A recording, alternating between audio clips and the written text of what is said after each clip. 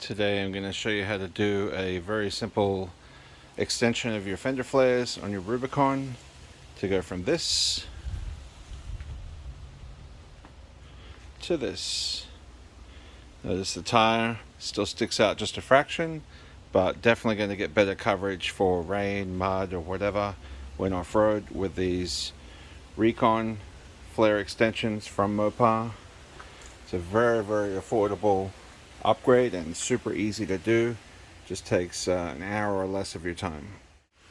So it's not easy to hold the yardstick exactly right, but this is a factory clearance from the flares with a 37 by 1250 and a 17 rim, 0 offset. So this is about 3 inches of clearance of knot coverage basically from the wheel to the flare. And this is holding it about as straight as I can, and I would say it's 1 inch, if not a little bit less, of clearance now. That's measured from the outside edge of the rim. So definitely it's not hard to tell that you're getting better tire clearance, the tire coverage with the Recon fender flare extensions. Super easy, just some plastic rivets, pull out the old rivets, pop in the new ones, front and rear. Gonna show you how this works. It's very easy. So that's how they come from Jeep, from Mopar, and there's 4 of them on there. Then on the back side of this thing, I've actually got it stamped. I don't know if it's going to focus on that, but that says front right, FRT RT, front right, and that is the rear right down there. Just cut them out of the bag, get them nice and straight. These are designed specifically for the Mopar flares. It's just going to fit right up and tie into the edge of these factory flares with new plastic rivets. Got to buy the rivets separately. The plastic rivet tool, it's very cheap. I'll show you on Amazon what I got. And got the flares from, I think it's allmoparparts.com, something like that, for like 70 bucks. So it's a really good deal. Just need a plastic rivet gun and a bunch of plastic rivets. I don't remember exactly what size they are. I'll put it up on the screen, 6 mil or so. But yep, a bag of 100 rivets was like 10 bucks. Rivet gun was, I think, 10 or 15. Oh, and also a pry tool. I already had 2 of these, but it came with a new one, and this one's a little tighter than my other one, so it's easier to get the rivets out. Alright, first thing you want to do is make sure you got the right flare. You're not going to bend these into any position. They're already molded. We have rear right here. We're on the passenger side. So we're going to line it up and make sure that we don't pull out any rivets that are unnecessary. So you see it starts here with the front. There's a hole that we'll have to drill. This hole is here. This hole has to be drilled. This one's here. So a couple of holes that have to be drilled. They're 1/4 inch holes.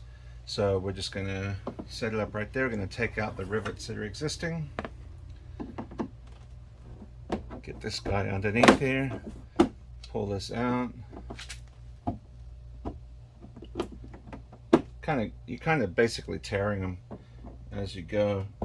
And make sure to get the angle of the pry on the inner lip here, so you don't end up making any marks on the visible edges of the flare. I'm going to line this up again because I don't remember if this back one, yeah, this back one needs to come out as well. The lowest one, also the tightest. That one's left some up inside there, so oh no, it fell out. But this is kind of sandwiched here. This is got the inner, a metal bit, and this inner bit. So this one here, you got to line those up a little bit easier. And let me hit pause while I get the rivets and the gun to set this in place. All right, just gonna hold you see if you push this in, that ends up popping out. So just gonna hold that, push that into there so that the rivet is up against the end. Get it through the flare, and then tighten this down nice and good without getting it too tight. I might go over that one again once these others are in place, just because the flare is kind of adding a little bit of movement to that one. Get that nice and up there real good like that. Let's see, next hole is right here. There we go.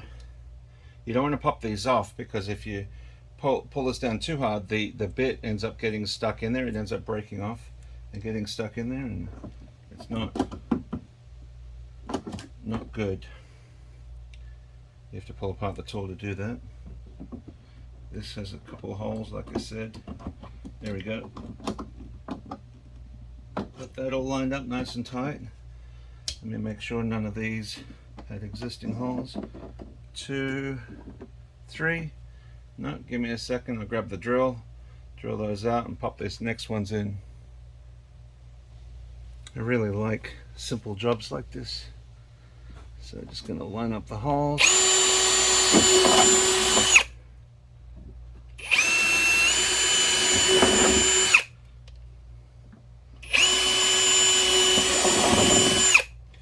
3 holes.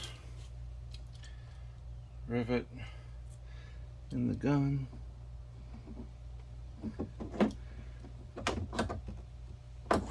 Nice and tight.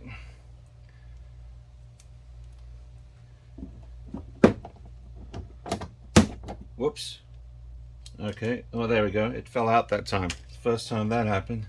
It's supposed to fall out, but it did it earlier on the other side and it did not want to go. There's some junk. There we go. All right, I want to do this first one again just because it might have been a little loose. Ow. There we go. Let's see if that pops out. Now that's what I'm talking about. All right, that's stuck in there. It's stuck in the teeth. So that's why you don't want to jump this too tight, because this happened before. You gotta, I may as well show you. Gotta pull this out and then get something. You see there's little teeth in here that grip it. So I got to grab some pliers or something to hold that. It didn't even put a nice clean cut on that anyway. This one up here is cleaner. But yeah, you could use side cutters on that to trim those off.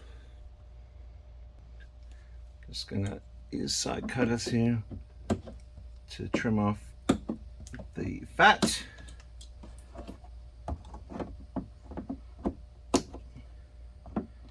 I don't know why some of the stems get stuck inside it and some don't, but that's the way working on cars works. There we go. Now the flare is on. It's exactly the same plastic as the original flares. It's nice and rigid, and we got that extra 2 inches or so of clearance on the tire coverage. So there you go. So they're not as flush cut as I like. I might see if I have something else besides a razor blade so I don't kill my fingers doing it, but it's still not bad. And it's, I mean, I wouldn't call it sharp. The way the Dykes cut it kind of brings it to a point. But yeah, piece of cake. And then you got nice attachment right here. Oh no, looks like this one didn't go through all the way, so I must have, there we go. Yeah, you see that? There's an example of what not to do. I did not get it compressed all the way. All right, easy fix. Let's see about going one-handed here.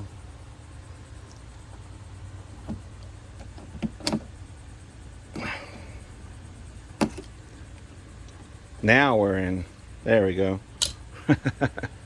So you can see that's, all of this is so easy compared to metal screws or anything like that.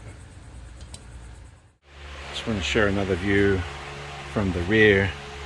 The rear flares look a little bit wider, but they're not really, but it just depends how much coverage you get. But that's depends how much offset your wheels have, I should say. But yeah, definitely a nice little upgrade to try and keep the stuff from spraying upwards as you go down the road. Got all 4 on. Yeah, I like the look of it. Same as the Recon. The flares in the rear are kind of unusual. It doesn't have it at the front, but it definitely has the right coverage and a really nice design to it. So I hope you found this helpful. Thank you for watching.